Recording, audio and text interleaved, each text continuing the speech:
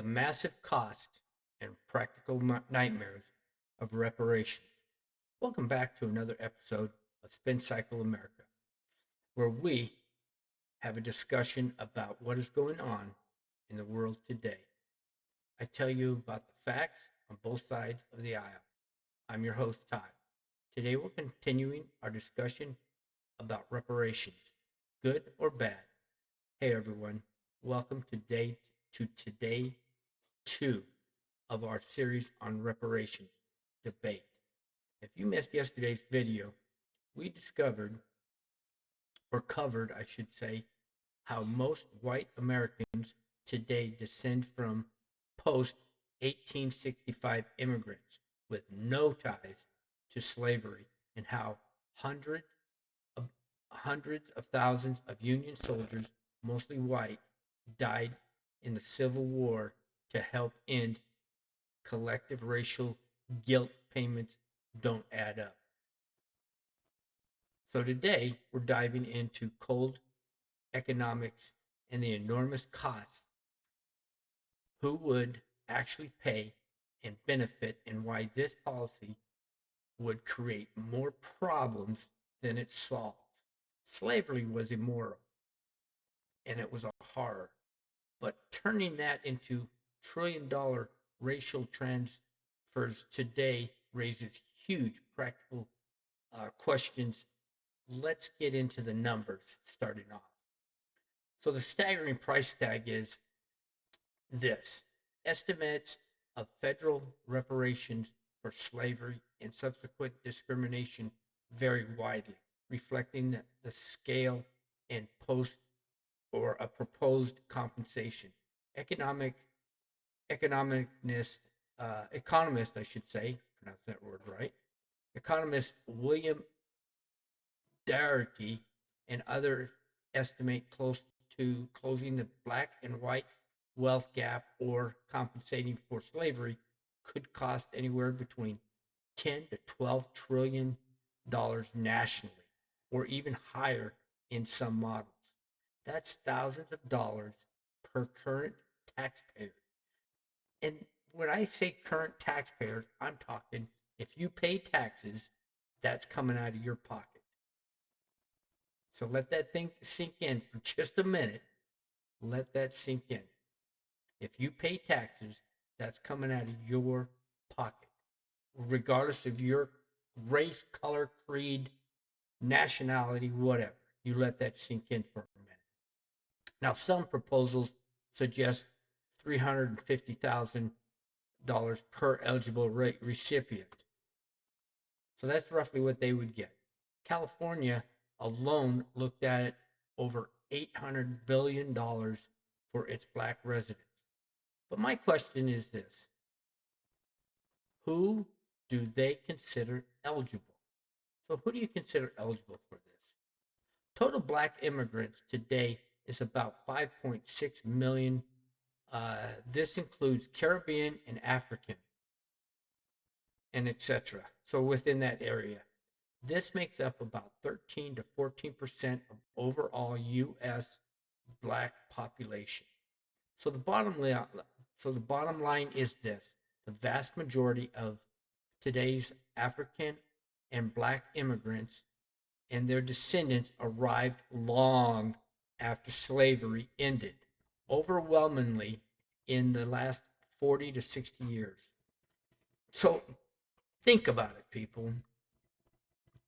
If you're black, you were not here, or you were not part of that descendant of those who were enslaved. Think about it. The strength in the argument that millions of current black Americans and their families have no direct ancestral tie to the U.S. chattel of slavery, just like many white, Asian, and Hispanic taxpayers. So none of us have any ties to that portion of our history. It was bad. It was sad. It's a black mark on the United States history. Who foots this bill?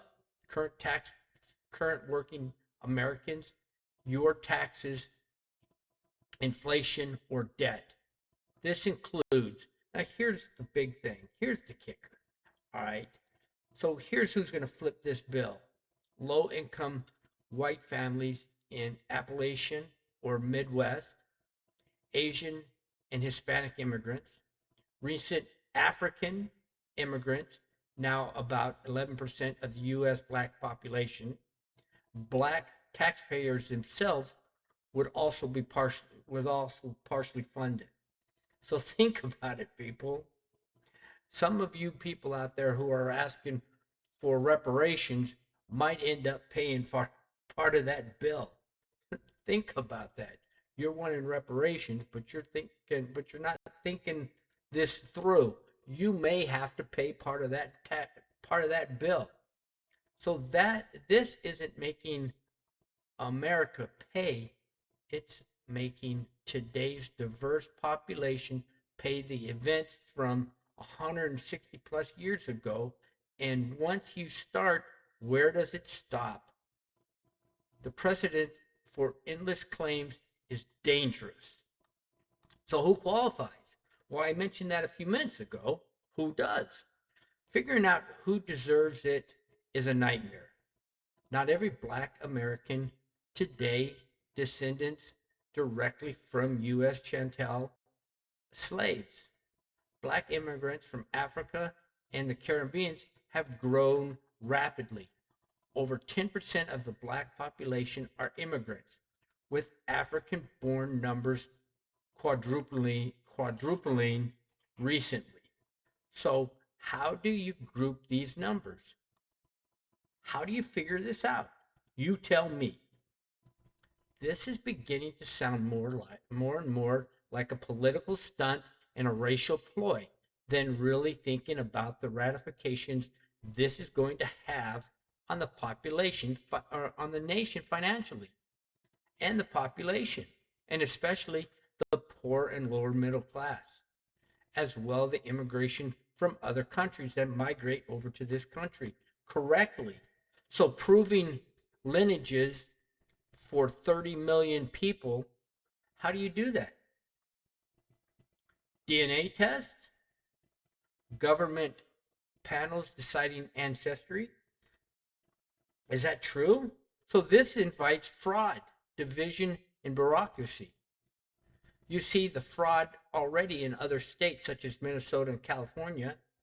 So this is going to open that door up bigger and wider in those states as well as other states. And I don't like to point fingers, but you've already got it in a lot of the Democratic states. So what do we do? Can you imagine what kind of fraud this would bring? Now think about it.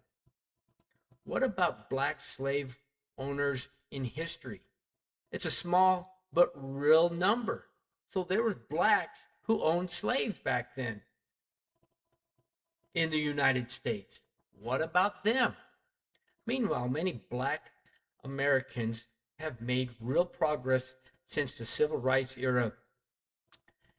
The black middle class exploded from around 10 to 15% in the 1960s and over 40% of blacks or today. So home ownership for black married couples is around 75%. Black two-family or two-parent families have incomes close to white Americans. But what one party is showing is a false reality. They are always taking and talking and putting down the black population. So what's happening is the black population is listening to the Democratic Party or that party there and not actually looking at the numbers and what is reality. So people need to start looking at reality and not listening to other things. Is this is this a representation of the black population? So I see this on X every day. The black population fighting each other and fighting whites or threatening whites. Is this a true statement or an algorithm of what popular a particular black party wants you to believe. Is that true or false? Is that just something that keeps getting put on there? Is an AI producing that? Is somebody putting that out there produced by an AI, like uh, one of the AI programs that's out there? Poverty rates dropped dramatically post 1960 before stagnating. This shows opportunity exists, but also most distant history isn't the only factor today. So what actually drives outcomes today?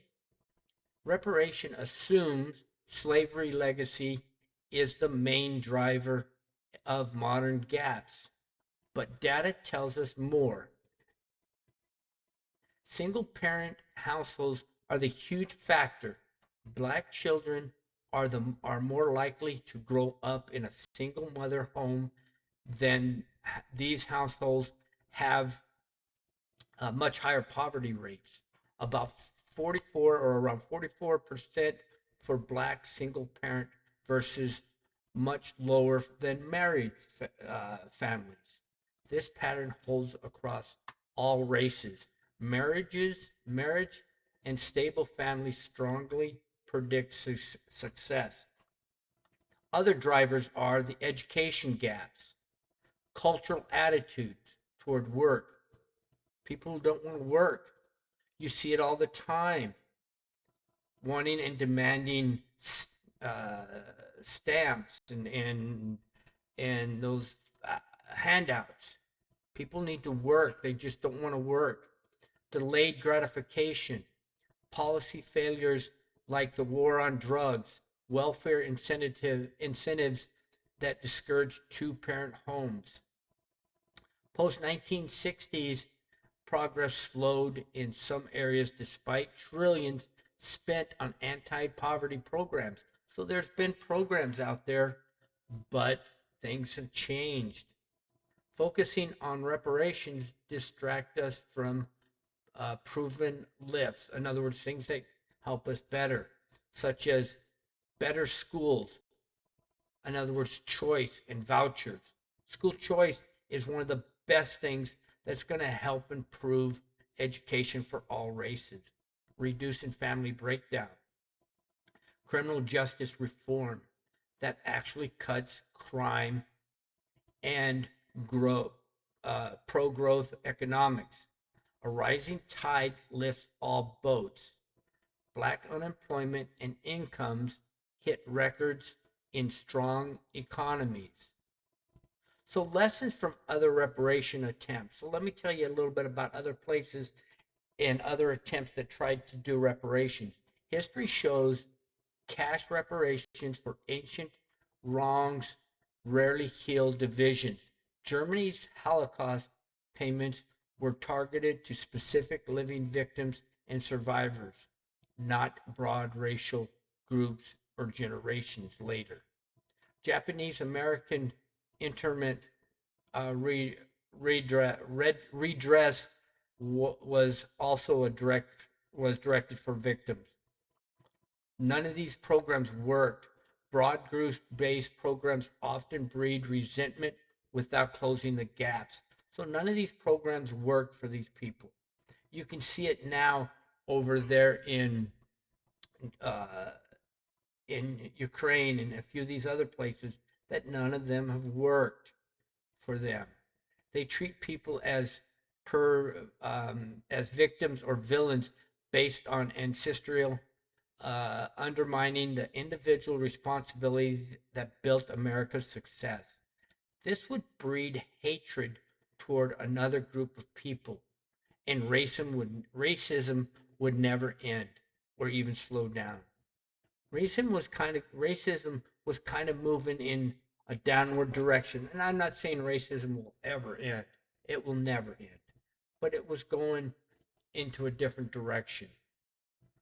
But in recent years, especially around 2004 or 5, you saw the big shift. Okay, Antifa and BLM, those things shifted it big time, and now it is out of control. So, in conclusion, reparations sound compassionate, but risk driving America further while delivering poor results. We should pursue equal opportunity under the law, not racial score settling.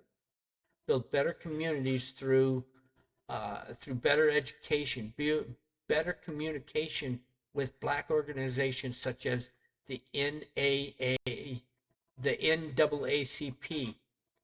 They need to communicate better. They're not. A lot of times they point fingers or stand up.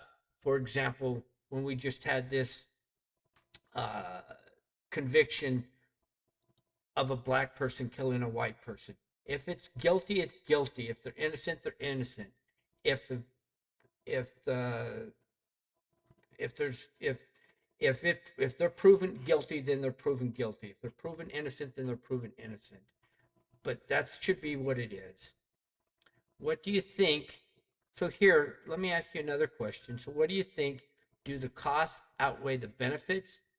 Comment below with the facts and respect. So this is day 2 of our week-long series. Tomorrow we'll cover constitutional issues, an alternative solution. Like and subscribe below and share if you're enjoying the facts over feelings approach. See you tomorrow on another episode of Spin Cycle America. You all have an outstanding day, and thanks again for listening.